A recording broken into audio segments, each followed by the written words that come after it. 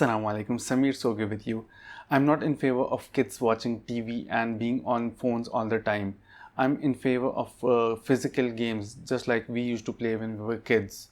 These days it is not possible to go outside much, so what I've done is I have made a steering wheel with which you can play computer games, racing games or driving games. The games are installed on my laptop, and the steering wheel, if connected to the USB port of my laptop, there is a good chance that either the USB port will break when the kids are playing or the laptop itself could break. So what I've done is I've made the steering wheel wireless so that no matter what they do with the steering wheel and the accelerator and the brake pedal, my laptop will be safe. So in this video I'll show you how I made this thing, starting with the electronics of the steering wheel, the brake and the accelerator pedal, the dashboard buttons. Then we'll go in depth into how entire thing works, and then we'll see the code, how it works, and then in the end I'll show you how I built this. I have built this with cardboard, but everyone can build with whatever they are comfortable with, like metal or with wood or 3D printing, whatever. The concept is important. So let's get to it. So this is the entire rig. This is the steering wheel, and the steering wheel works with a mouse. So whenever you rotate the steering wheel, the mouse will detect a motion in the x-axis, and that you can use in code.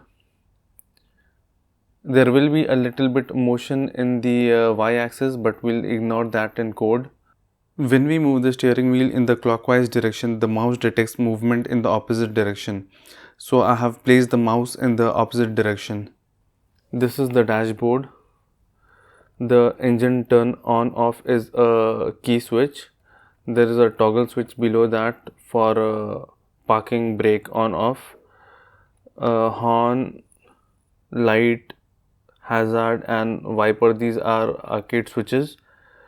The left right signal is an on off on switch. This is the brake and accelerator pedal. It works with an arcade button.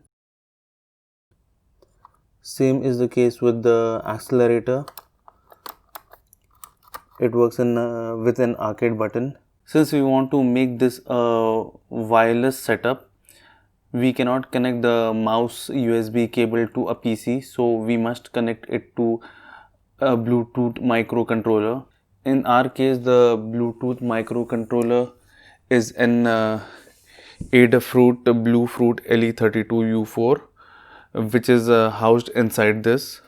Here you can see the Bluetooth microcontroller and the connections to the arcade buttons and the other switches. Now we'll go into more details as to how the steering wheels work with the mouse input.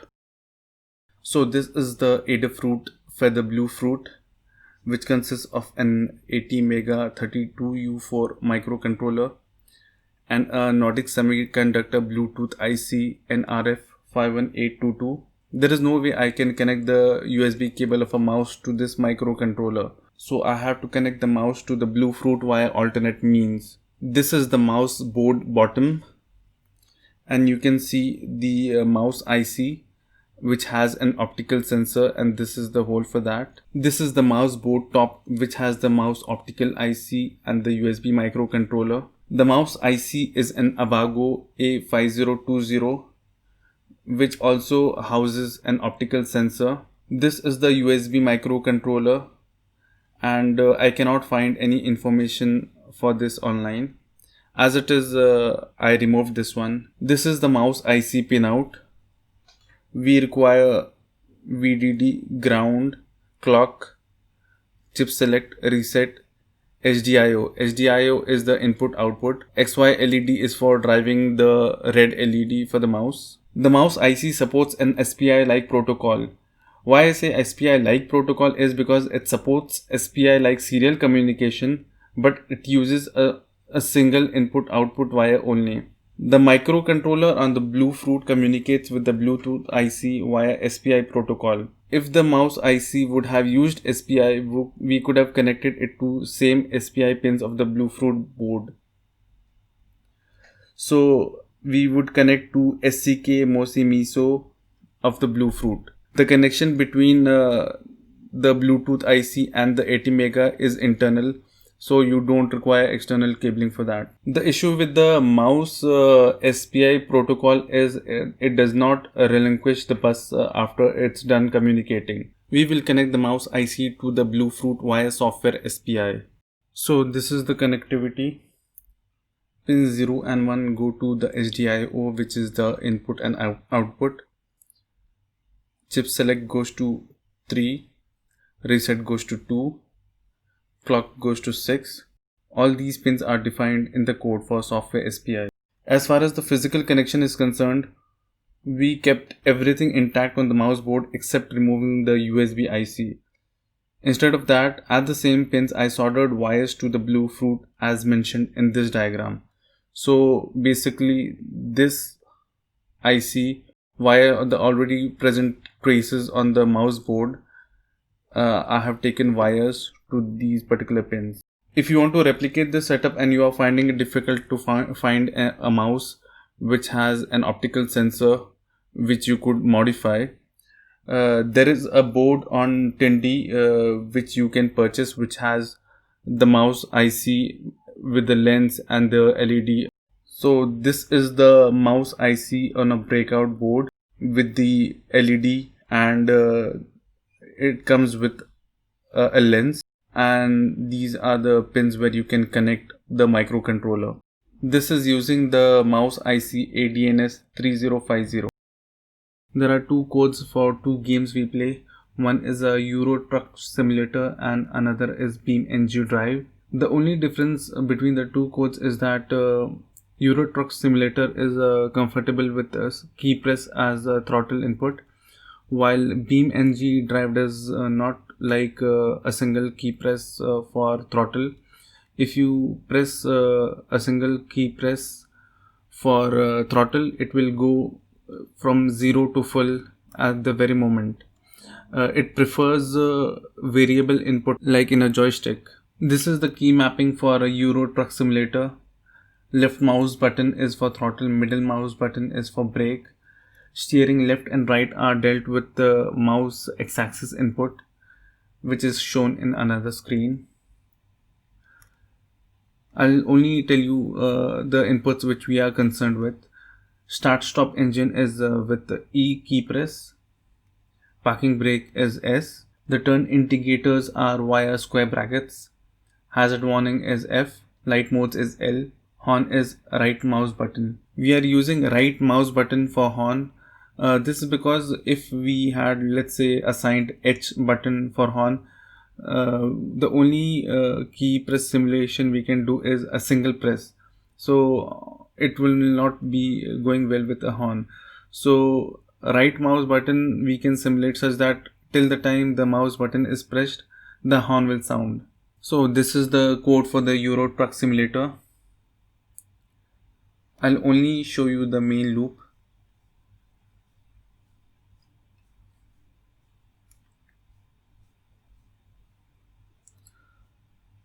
So A0 is connected to the throttle, and whenever it is pressed, a left mouse button is sent to the PC.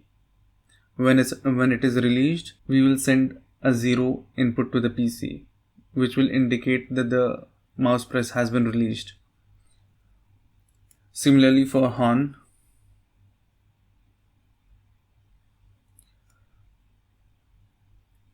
A2 is connected to the engine switch. So when we rotate the key switch, this code will send an E to the PC. And when we rotate the key switch back, it will again send an E to the PC, which will turn off the engine of the truck. Similarly, the code for the turn signals, parking brake, light, hazard light.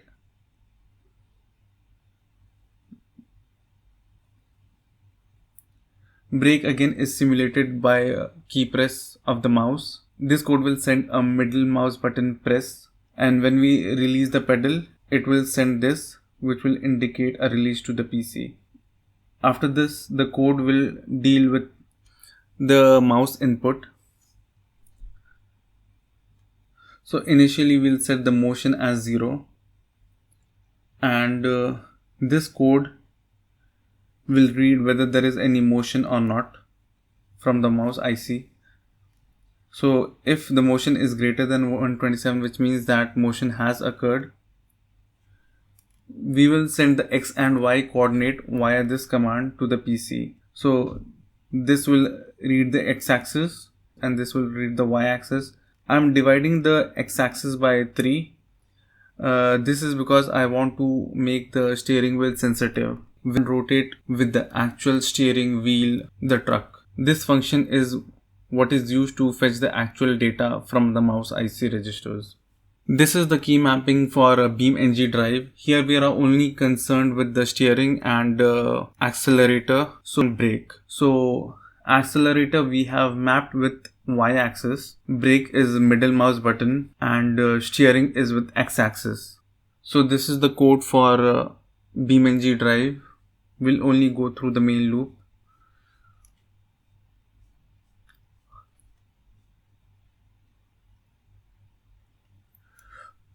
So what we are trying to do is simulate an analog input when we press a digital input. A0 is connected to the throttle pedal, so this will read that. The more time the pedal is pressed, the pos y will keep on incrementing. So this pos y is the y position of the cursor which will be sent. If we release the pedal, the same value will be decremented, and I want it to decrement faster, that's why I'm using -10. We are not using much of the key input which we're using for Euro Truck Simulator.